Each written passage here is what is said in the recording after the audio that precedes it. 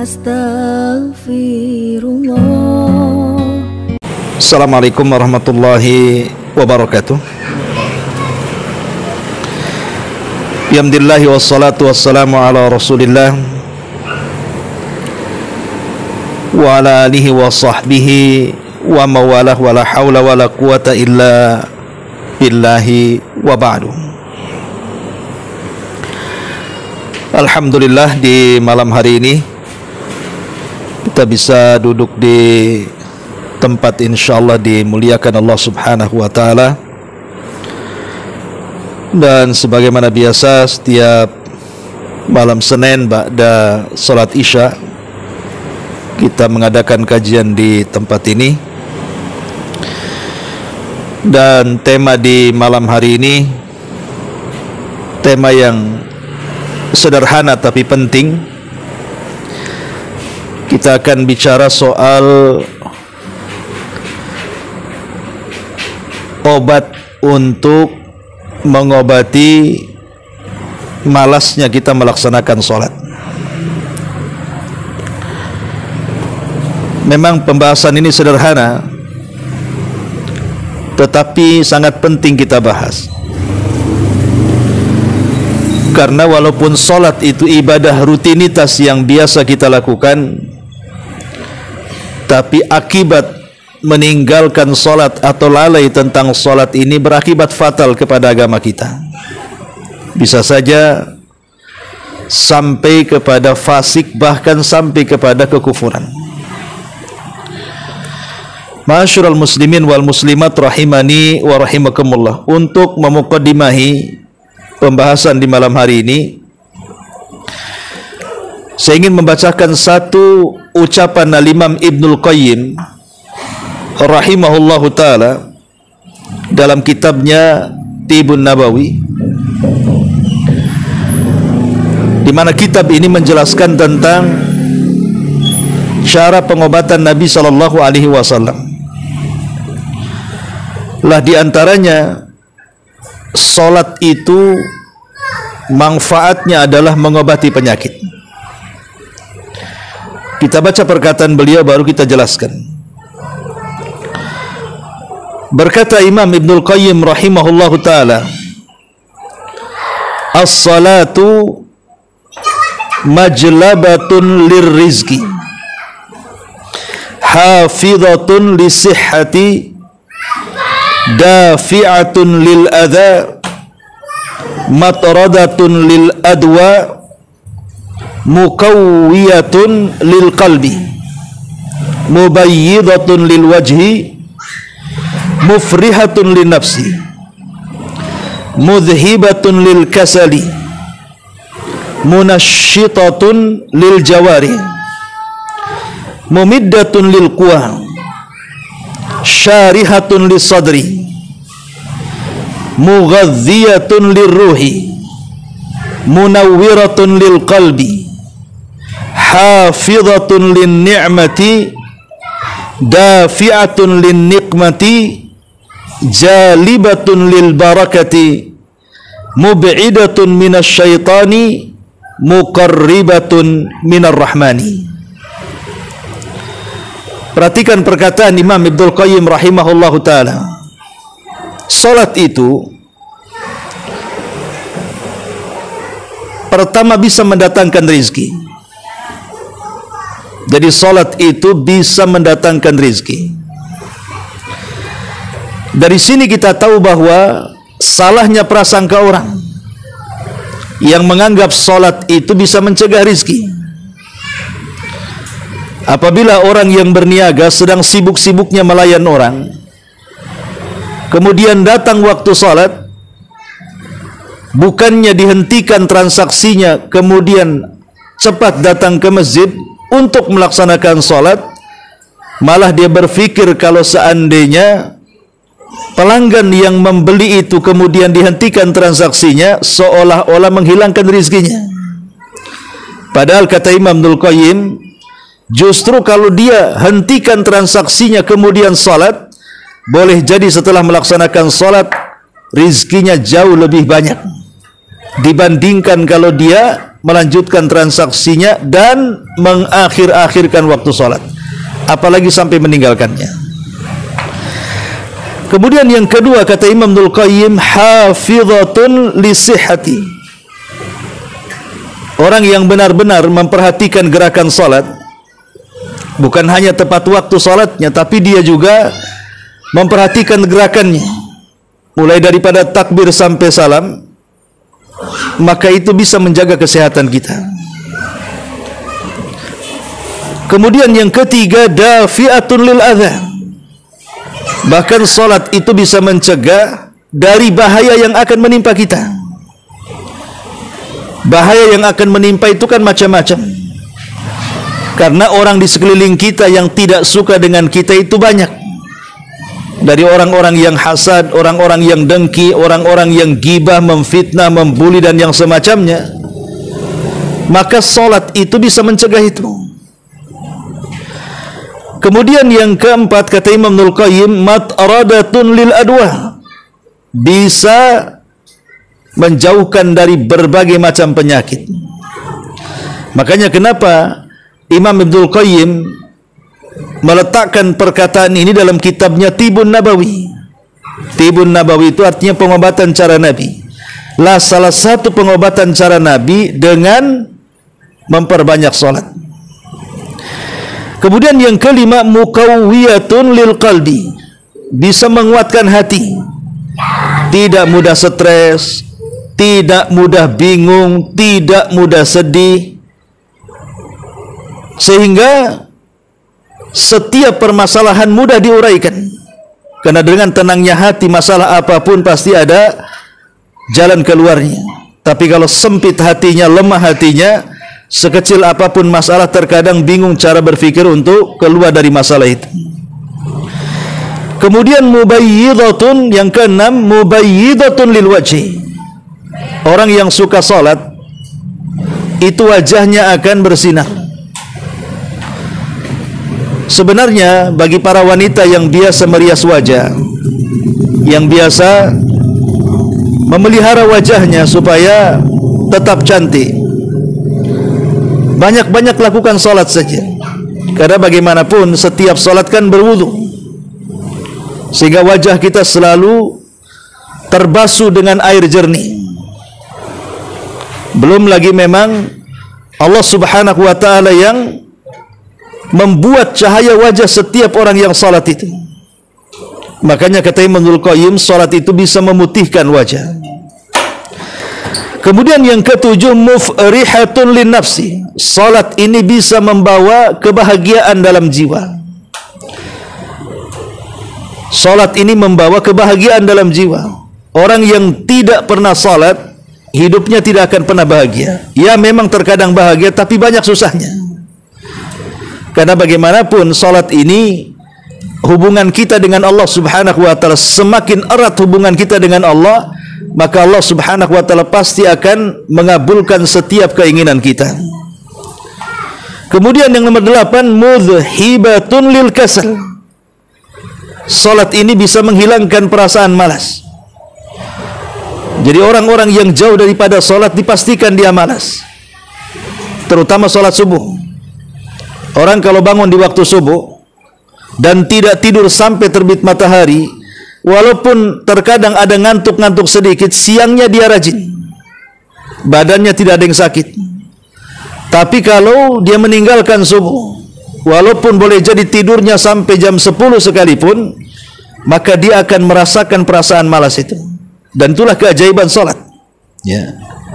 Kemudian yang nomor 10, munasyitatun lil jawari. Bisa menggerakkan jiwa. Ada harapan sehingga badannya gerak. Kemudian yang nomor 11, mumiddatun lil quwah. Bisa menambah kekuatan. Orang yang salat itu menghadapi masalah, pasti dia akan dihadapinya. Tapi orang yang tidak pernah salat, terkadang menghadapi masalah itu sudah bingung duluan, tidak berani menghadapinya. Yang nomor 11, nomor 12, syarihatun li sadri. Salat itu bisa melapangkan dada. Kemudian yang nomor 12, mughaddiyatun lirruhi. Dan salat juga sebagai suplemen jiwa. Kalau badan itu suplemennya makan 3 kali, kalau ruh itu suplemennya dengan cara sholat. Begitulah cara kita kasih makan ruh itu. Kemudian juga yang selanjutnya, yang nomor 13, munawwiratun lil qalbi, bisa membuat hatinya bercahaya. Hafidhatun lin ni'mati, bisa menjaga nikmat. Dafi'atun lin nikmati, bisa mencegah bahaya. Jalibatun lil barakati, bisa mendatangkan barakah. Orang yang salat, keluarganya akan berkah. Kalau orang yang tidak salat, pasti tidak akan berkah. Satu saja dalam keluarga tidak ada yang salat, pasti banyak masalah. Ya. Mub'idatun minasyaitan, dan salat juga bisa menjauhkan dari gangguan syaitan. Orang yang sering salat maka tidak akan kesurupan, tidak akan mudah diberikan waswas syaitan. Dan yang terakhir kata Imam Ibnul Qayyim, muqarribatun minar rahman. Salat itu bisa mendekatkan kita kepada Ar-Rahman, Allah Subhanahu wa taala. Inilah perkataan indah daripada Al-Imam Ibnul Qayyim rahimahullahu taala. Ma'asyiral muslimat, muslimin wal muslimat rahimani wa rahimakumullah. Bicara tentang kenapa orang itu malas untuk melaksanakan sholat, tentu ada penyebabnya, dan tentunya juga ada obatnya.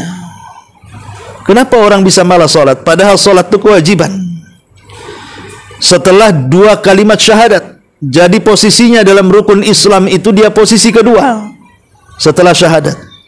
Bahkan di mata para sahabat sendiri, tidak ada satupun perbuatan dosa yang bisa mengeluarkan pelakunya dari Islam kecuali orang yang meninggalkan sholat. Begitu pentingnya sholat, sampai Nabi SAW sebelum wafatnya saja, kalimat yang terkeluar dari lisan wasiatnya adalah as-salatu salatu wa ma malakat aimanukum. Jaga oleh kalian sholat, jaga oleh kalian sholat, dan hamba-hamba sahaya kalian. Ma'asyiral muslimin wal muslimat rahimani wa rahimakumullah. Baik, ya. Kita akan menjelaskan tentang bagaimana supaya kita tidak malas untuk sholat. Yang pertama, at-tawajjuh ilallahi bid-du'a.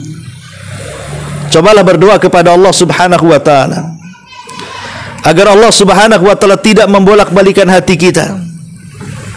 Karena yang namanya hati, kata Abdullah ibn Mas'ud radhiyallahu an, terkadang mukbil, terkadang mudbir. Terkadang semangat, terkadang lesu. Itulah hati manusia.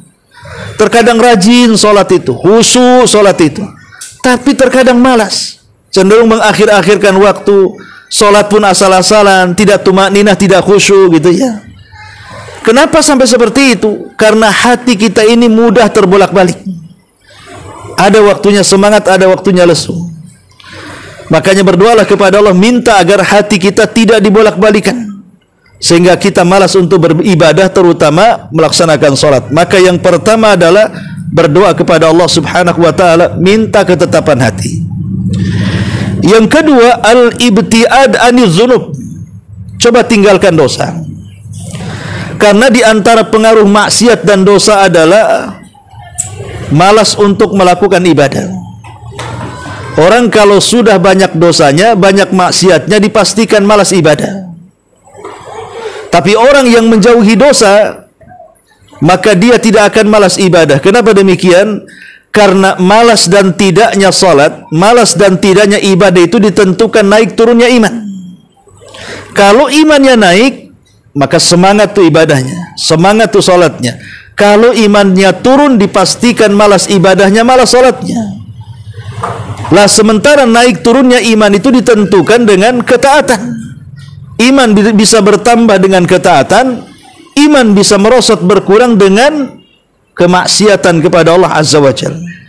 Jadi kalau orang meninggalkan dosa, kemudian menyibukkan dengan ketaatan, dengan sendirinya tensi iman akan naik. Iman itulah kalau sudah bercokol dalam dada setiap manusia, dia bisa menggerakkan seluruh anggota badannya untuk mendekatkan diri kepada Allah Azza wa Jalla. Yang ketiga, al-bu'du an rufaqai wa majalisisu. Jauhi teman-teman yang tidak baik. Betapa banyak orang-orang yang dulunya istiqomah, salat 5 waktu, rajin luar biasa. Sekali ketemu kawan yang tidak baik, mulai dia luntur. Mulai dia menjauhi masjid dan juga lama-lama menjauhi salat. Ya. Atau teman-teman boleh jadi bukan dalam bentuk orang. Kalau sekarang teman kita bukan manusia. Teman kita ya handphone kalau sekarang ini. Kemana-mana bawa handphone. Lebih sayang dengan handphone daripada dompet. Orang ketinggalkan dompet, nanti saja diambil. Tapi kalau orang ketinggalan handphone di zaman sekarang, tidak bisa, harus diambil. Seolah-olah sudah teman paling dekat. Bahkan suami istri terkalahkan dengan handphone. Lah, handphone ini di zaman sekarang ini penyakit yang paling bahaya untuk melalaikan manusia dari sholat. Tapi banyak orang-orang yang kalau sudah pegang handphone, kemudian entah apa yang dimainkan di handphone itu, akhirnya dia lupa diri, bukan hanya mengakhir-akhirkan waktu sholat, tapi sampai kepada meninggalkan sholat, naudzubillah. Kemudian yang keempat, al-bu'du an wasail al-i'lam wal fadaiyat. Jauhi wasilah-wasilah yang bisa menyibukkan kita dari sholat. Ya contohnya tadi internet, pamannya kan, handphone kan, atau perkara-perkara yang lain yang menyibukkan, permainan-permainan yang akhirnya lambat laun, malas untuk melaksanakan sholat tepat 5 waktu, akhirnya mengakhir-akhirkan bahkan sampai meninggalkan. Contohnya adalah kecanduan perkara mubah, seperti mamanya sepak bola, mancing gitu ya, jalan-jalan gitu ya. Bukan tidak boleh, dalam Islam tidak ada hukumnya. Sepak bola tidak ada hukumnya, mancing tidak ada hukumnya, jalan sana sini tidak ada hukumnya. Tapi perkara mubah bisa menjadi haram ketika mengantarkan kepada yang haram, seperti gara-gara mancing akhirnya meninggalkan salat, gara-gara sepak bola akhirnya meninggalkan salat, nonton bola dunia gitu ya, dari mulai jam 1 sampai subuh. Ketika hendak subuh justru dia ngantuk, akhirnya meninggalkan subuh, naudzubillah. Kemudian juga yang nomor 5, ammaratul baiti bil qur'ani wa dzikrir rahmani. Cobalah rumah yang kita tempati itu jangan jadikan seperti kuburan. Dengan cara apa? Perbanyak sholat sunnah di rumah, perbanyak zikir dan baca Quran di rumah. Karena yang menjadikan kita malas ibadah itu adalah was-was daripada setan. Setan dan hawa nafsu itulah yang membuat was-was. Lah kita berusaha untuk melawan itu semua. Dengan cara apa? Dengan cara memperbanyak ibadah dalam rumah, baik dalam bentuk Quran, membacanya, berzikir, ataupun sholat-sholat sunnah. Kemudian yang keenam, al-qira'atu fi ahwalis salafis salihin. Bacalah sejarah, terutama sejarah para salafun saleh. Bagaimana dahulu ada seorang ulama, Sa'id ibn Musayyib, dia tidak pernah meninggalkan saf pertama selama 40 tahun. Bagaimana dulu ada namanya Rabi ibn Khaitham, yang ketika dia jatuh dari untanya kemudian patah kakinya, dan dia sudah punya rukhsah untuk tidak sholat jamaah, dia maksa ingin jamaah. Kemudian ketika dikatakan oleh keluarganya, bukankah engkau ada rukhsah kau sakit? Dia mengatakan, tidakkah kau mendengar muazzin itu mengatakan, mari kita menang, hayya alal falah. Masa saya tidak mau menang bersama orang-orang menang? Angkat aku ke masjid. Akhirnya diangkatlah ke masjid. Pada saf pertama dia didirikan. Rupanya di rakaat pertama ruhnya dicabut oleh Allah dalam kondisi sholat. Begitulah para ulama salaf. Ya. Jadi supaya merangsang kita ini tidak mudah malas untuk melaksanakan sholat, pelajari kisah-kisah para ulama salaf. Ya. Kemudian juga supaya merangsang kita tidak malas untuk melaksanakan sholat, cobalah kita berpikir bahwa di balik sholat ini ada pahala besar bagi yang melakukan. Minimalnya dosa-dosa kita akan dihapus dalam sehari itu 5 kali. Bahkan Nabi SAW sampai mengkiaskan dengan orang yang mandi sehari 5 kali. Kata Rasul, bukankah orang yang mandi sehari 5 kali bersih? Ya, kata para sahabat. Kata Rasul, begitulah solat membersihkan dosa-dosa kalian. Jadi cobalah ingat pahala yang besar di balik solat itu. Kemudian juga bahaya orang yang meninggalkan solat itu seperti apa? Diancam dengan kalimat apa? Kalimat satu lembah di dalam perut jahanam yang sangat dalam, sangat busuk, sangat gelap, yang jahanam sendiri ketakutan dengan lembahnya, dan setiap hari jahanam berlindung kepada Allah dari lembahnya. Lembah itu disebut wail, dan Allah mengatakan wailun lil musallin, celaka bagi orang-orang yang salat. Siapa yang terkena wail, lembah itu bagi orang yang salat? Alladzina hum an salatihim sahun, orang-orang yang dalam salatnya mereka lalai, suka mengakhir-akhirkan waktu, tidak berfikir tentang gerakan bacaan dan kehusuan salat. Yang penting salat saja. Tengok orang salat ikut salat, tidak memperhatikan gerakan bacaan, bahkan tidak memperhatikan waktu. Mereka lah orang-orang yang terancam dengan kalimat wail. Ya. Kemudian juga perhatikan bagaimana besarnya pahala orang yang melaksanakan salat. Dia akan digolongkan satu di antara 7 golongan yang akan mendapatkan naungan di hari yang tidak ada naungan kecuali dengan arsy Allah Subhanahu wa taala kelak itu pada hari kiamat. Maka Rasul mengatakan sab'atun yudhilluhumullahu fi dhillihi yauma la dhilla illa dhilluh. Ada 7 kelompok yang akan mendapatkan naungan di hari yang tidak ada naungan kecuali naungan Allah. Salah satunya apa? Rajulun mu'allakun qalbuhu bil masajid, seseorang yang hatinya terikat dengan masjid. Artinya orang-orang yang memperhatikan salat. Ya. Yang terpenting lagi, salat ini kan silah. Apa artinya silah? Salat itu diambil dari kata silatun, menjadi as-salatu diambil dari kata as-silatu. Apa arti silah? Silah itu artinya tali yang terhubung. Karena orang yang salat itu hakikatnya dia telah menghubungkan tali dia dengan Allah Subhanahu wa taala. Makanya disebut salat adalah as-silatu bainal abdi wa rabbih. Dia hubung kait antara seorang hamba dengan Allah Subhanahu wa taala. Ingat ketika saya bercerita kepada antum,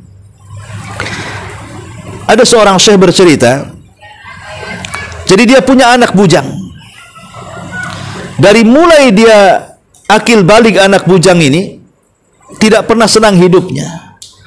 Ada saja masalah, di sekolah ada masalah, di pekerjaan ada masalah, sampai sekarang sudah tua belum menikah pun terkena masalah. Sakit parah sampai kemudian terduduk di pembaringan dan di kursi roda. Jadi ibunya coba bertanya kepada orang alim, kenapa hidup anak bujang itu selalu sial sejak balik sampai dewasa, tidak pernah ada senangnya. Apakah dia kena sihir sehingga nasibnya seperti itu? Jadi dia minta ibu ini kepada sang alim untuk meruqyahnya. Tapi sang alim tidak terburu-buru untuk meruqyahnya. Dia hanya bertanya kepada ibu tadi, apakah anak bujangmu pernah sholat? Kenapa syekh ini bertanya seperti ini? Ya, ada rahasianya. Jadi tidak langsung diruqyah, tapi ditanya, apakah putramu sholat? Katanya. Rupanya ibundanya mengatakan tidak pernah sholat wahai syekh, sejak akil balik sampai dia terduduk sakit tidak pernah sholat. Maka syekh ini mengatakan, itulah penyebab kehidupan anakmu tidak pernah bahagia, bukan sebab kena sihir orang, tapi karena anakmu tidak sholat. Bagaimana orang yang tidak sholat kemudian hidupnya tidak bahagia? Ya, karena orang yang meninggalkan sholat itu bisa dilaknat. Coba bayangkan, bangun tidur dia tidak subuh, dia dilaknat. Nanti siang sedikit meninggalkan duhur, siang dilaknat. Kemudian sore sedikit asar tidak melakukan asar, dia dilaknat. Kemudian menjelang waktu malam, maghrib tiba tidak melaksanakan maghrib, dilaknat lagi. Kemudian sebelum tidur dia meninggalkan isya, dilaknat lagi. Bayangkan 1 hari 5 kali dilaknat, macam mana akan bahagia hidupnya? Ya. Jadi orang yang meninggalkan sholat sampai 5 kali berarti 5 kali dilaknat oleh Allah dan para malaikatnya. Macam mana orang dilaknat akan mendapatkan kebahagiaan? Jadi syekh ini mengatakan kunci kenapa anakmu tidak pernah bahagia, karena anakmu tidak pernah sholat. Kalau ingin bahagia suruh dia sholat. Ya, jadi sholat itu termasuk silah. Dia bagian penghubung antara kita dengan Allah Subhanahu wa ta'ala. Bahkan salat sendiri, ketika muadzin memanggil kita dengan panggilan Allahu Akbar, itu bukan panggilan biasa. Yang memanggil itu bukan muadzin, tapi yang memanggil itu Allah Subhanahu wa ta'ala merintahkan kita untuk melaksanakan kewajibannya. Kalau kita anggap orang yang azan itu dia yang memanggil, saya kira kita tidak pernah datang ke masjid untuk sholat. Tapi kalau kita anggap bahwa muadzin itu hanya sebagai penyampai saja, bahwa yang memanggil sebenarnya Allah, supaya kita sholat, makanya di permulaan azan Allahu Akbar, Allah itu maha besar, kita ini kecil, maka tentu orang tidak mungkin tidak akan melaksanakan sholat, karena dia tahu panggilan ini panggilan Allah. Jadi kalau kita berpikir bahwa panggilan itu adalah panggilan muadzin, ya selamanya kita tidak akan ke masjid. Karena terkadang muadzin ini lebih rendah mungkin posisi dia di dunia, tapi ketahuilah dia lebih tinggi posisinya di hadapan Allah Subhanahu wa ta'ala, karena dia akan mendapatkan pahala sejauh suara yang didengarnya dan sebanyak makmum yang sholat di belakangnya. Itulah seorang muadzin, pahalanya besar, lehernya paling panjang pada hari kiamat. Ma'asyiral muslimin wal muslimat rahimani wa rahimakumullah. Bahkan kita tahu bahwa Allah menjadikan salat itu sebagai wasilah pertolongan. Jadi kalau kita ada masalah yang tidak bisa keluar dari masalah itu, rasanya dunia kiamat, karena sudah mungkin kalau benang itu sudah kusut, tidak tahu dari mana harus mencabut, harus mengurai. Pokoknya aduh kiamat, kiamat, kiamat. Karena saking besarnya masalah, saking kusutnya masalah, dia pun menganggap tidak bisa keluar dari masalah itu. Sebenarnya bisa keluar. Masalah seberat apapun bisa kita keluar. Caranya apa? Minta pertolongan. Dengan apa kita meminta pertolongan? Allah katakan wasta'inu bis-sabri was-salah. Mintalah pertolongan kepada Allah dengan cara apa? Pertama, sabar. Harus sabar menghadapi masalah. Yang kedua, salat. Melibatkan Allah untuk ikut menyelesaikan masalah kita. Sebab kalau Allah ikut campur tangan menyelesaikan masalah yang diturunkan kepada kita, Allah yang membuat masalah, Allah yang mengurainya. Kenapa kita harus pusing-pusing?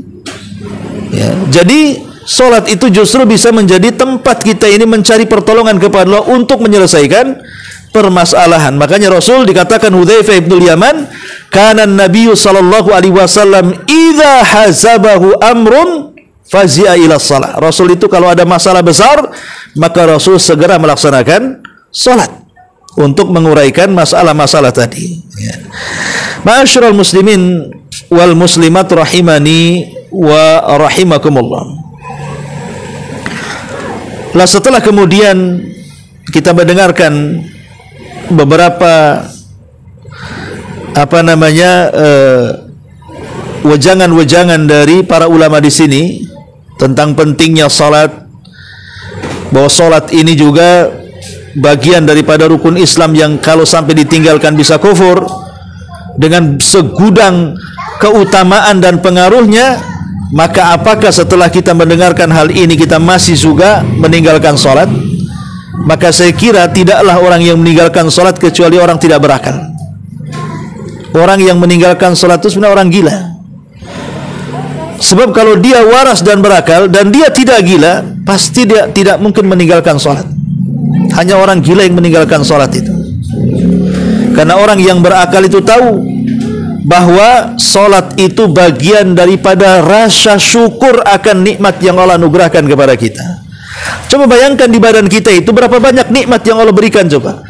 Mata bisa memandang, telinga bisa mendengar, lisan bisa bicara, kaki bisa melangkah, tangan bisa digerakkan untuk mengangkat sana, mengangkat sini. Ya. Belum lagi kecantikan, ketampanan, belum lagi kemudian anak-anak, keturunan, pasangan, orang tua dan yang semacamnya. Belum lagi dari segi dunia, rumah, mobil, kendaraan, tanah dan macam-macam. Kita tidak bisa menghitung nikmat Allah. Wa in ta'uddu ni'matallahi la tuhsuha. Kalau engkau hendak menghitung nikmat Allah, enggak mungkin kehitung. Lah nikmat ini kan harus disyukuri. Lah salat ini adalah salah satu bentuk syukur yang paling agung akan nikmat yang Allah anugerahkan kepada kita. Makanya kenapa Nabi ketika ketahuan kakinya pecah-pecah oleh Aisyah gara-gara setiap malam dia sholat malam dan dia habiskan separuh malam atau sepertiga malam untuk sholat malam sampai kakinya akhirnya pecah-pecah. Aisyah mengatakan, ya Rasul, hentikanlah ibadah yang memberatkan kamu itu. Cukup aja dengan yang wajib-wajib. Seolah-olah Aisyah radhiyallahu an mengatakan kepada Rasul, ya Rasul, jangan seperti inilah keterlaluan. Jaga juga kesehatanmu. Jangan sampai kakimu rusak sehingga pecah-pecah berdarah-darah seperti ini. Tapi Nabi SAW membantah Aisyah dan mengatakan, ya Aisyah, afala akunu abdan syakura. Wahai Aisyah, salahkah saya menjadi hamba yang bersyukur kepada Allah? Biarkan saya sholat. Dari sini kita tahu bahwa sholat itu adalah seagung-agungnya syukur. Jadi kalau kita mensyukuri nikmat Allah, maka nikmat kita akan ditambah. Tapi kalau kita kufur dengan Allah, maka nikmat kita akan dikurangi. La, sholat ini seagung-agungnya syukur, maka siapapun yang sholat pasti akan diberikan banyak nikmat, sebagaimana perkataan Imam Abdul Qayyim rahimahullahu ta'ala di permulaan muqaddimah kajian tadi. Betapa indahnya sholat dengan berbagai macam keutamaan yang disebutkan dalam Al-Quran atau hadis-hadis Nabi sallallahu alaihi wasallam. Wallahu alam, saya kira ini yang bisa sampaikan karena suara saya juga terbatas ya. Jadi mudah-mudahan ada manfaatnya dan mudah-mudahan bisa dengar juga dengan teriakan-teriakan saya. Kita tutup dengan doa kafaratul majlis. Subhanakallah bihamdika, asyhadu an la ilaha illa anta astaghfiruka wa atubu ilaik. Allahu taala alam.